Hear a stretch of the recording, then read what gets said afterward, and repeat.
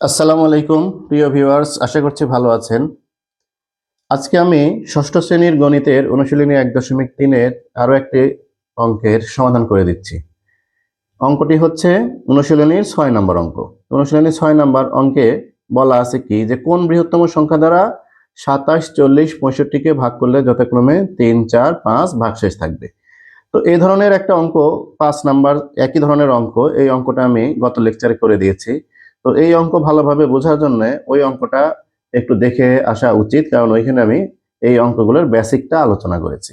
তো আজকে আমি একটু অল্প কথাই বলে দিই যে আমরা যদি কোনো অঙ্কে এই বৃহত্তম, বৃহত্তর, সর্বাধিক, সর্বাপেক্ষা বড়, শুধু বড়, এরকম যদি কোনো শব্দ পাই তাহলে আমরা বুঝবো যে এই অঙ্কটা আমাদের গসাগু করে সমাধান করতে হবে। তাহলে আমরা বুঝে গেলাম যে এই অঙ্কটা আমাদের কি করতে হবে, গসাগু করে সমাধান করতে হবে।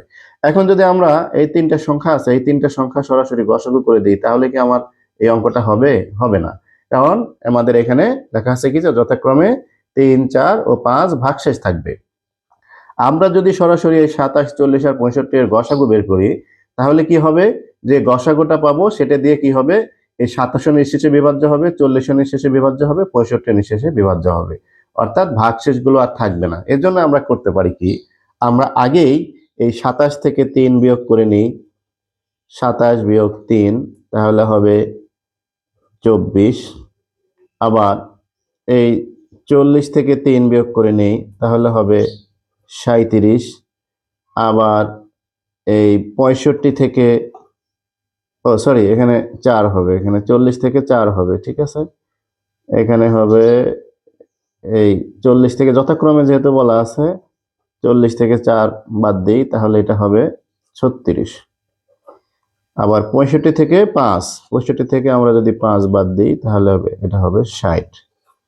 এখন যদি আমরা এই 24, 36 এবং 60-এর আমরা যদি গসাগু বের করি তাহলে কি হবে, ওই গসাগুটা দিয়ে এই 24, 36, 60 নিঃশেষে বিভাজ্য হবে।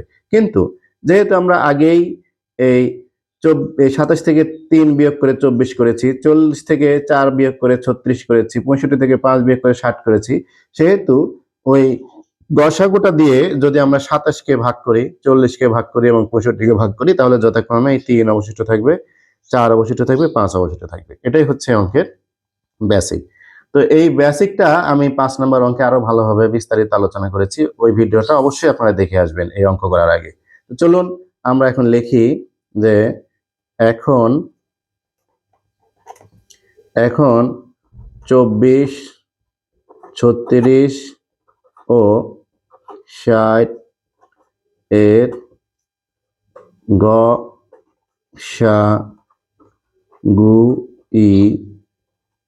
হবে নির্ণয়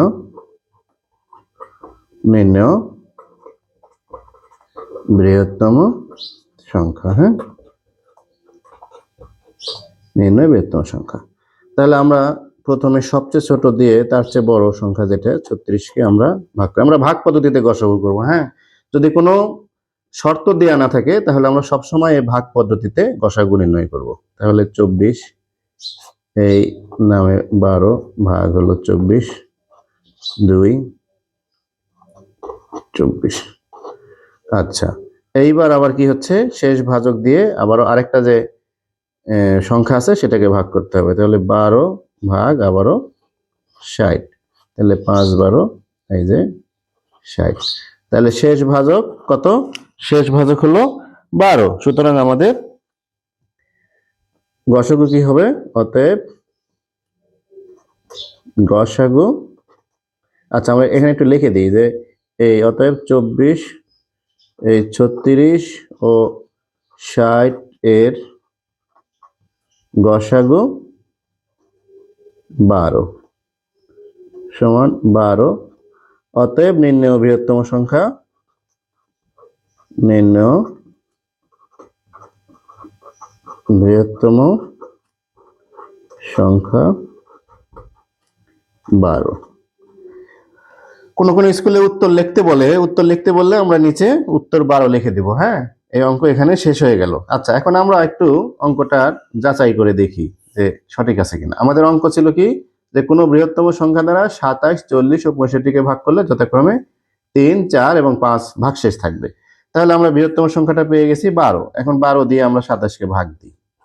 12 দিয়ে আমরা 27-কে ভাগ দিই, তাহলে 12 দুগুণ কত হয়? 24। এই দেখেন, এই 27-কে ভাগ দিয়ে এই যে 3 অবশিষ্ট, এই 3 অবশিষ্ট আমরা পেয়ে গেছি কিন্তু এই অবশিষ্ট ভাগশেষ।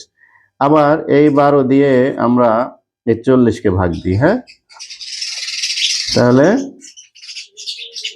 3 12 এই যে 36। এই যে 4 অবশিষ্ট পেয়ে গেছি আমরা, হ্যাঁ, এই যে 4, এই সে 4, এই 4। এবার 12 দিয়ে আমরা ভাগ দিই 65-কে, তাহলে 5 12 60। এই যে অবশিষ্ট 5 পেয়ে গেলাম, ঠিক আছে। তাহলে আমাদের অঙ্কে বলছে কি, যে কোন বৃহত্তম সংখ্যা দ্বারা 27, 40, 65-কে ভাগ করলে যথাক্রমে 3, 4, 5 ভাগশেষ থাকবে। আমরা বৃহত্তম সংখ্যা পেয়েছি 12, এবং 12 দিয়ে ওই তিনটা সংখ্যাকে আমরা ভাগ করে দেখলাম কি, যে যথাক্রমে 3, 4 এবং 5 অবশিষ্ট থাকে। তাহলে আমাদের অঙ্কটা যে পুরোপুরি হয়ে গেছে সেটা আমরা নিশ্চিত হলাম। তো এভাবে করে আমরা এই চ্যানেলে প্রত্যেকটা অঙ্কের বেসিক এবং অনুশীলনের অঙ্ক সমাধান করে দেওয়া হবে। তাই আপনারা অবশ্যই আমার এই YouTube channel basic math with Nida স্যারের পাশে থাকুন, সাবস্ক্রাইব করুন, লাইক কমেন্ট শেয়ার করুন। আর যদি ফেসবুক পেজ থেকে দেখে থাকেন, তাহলে একই নামে যে Facebook page basic math with Nida sir, এই ফেসবুক পেজটাকেও আপনারা ফলো দিয়ে রাখবেন, লাইক কমেন্ট শেয়ার করে অন্যকে দেখার সুযোগ করে দেবেন। সবাই ভালো থাকুন, সুস্থ থাকুন, এই কামনায় আজকে শেষ করছি। আল্লাহ হাফেজ।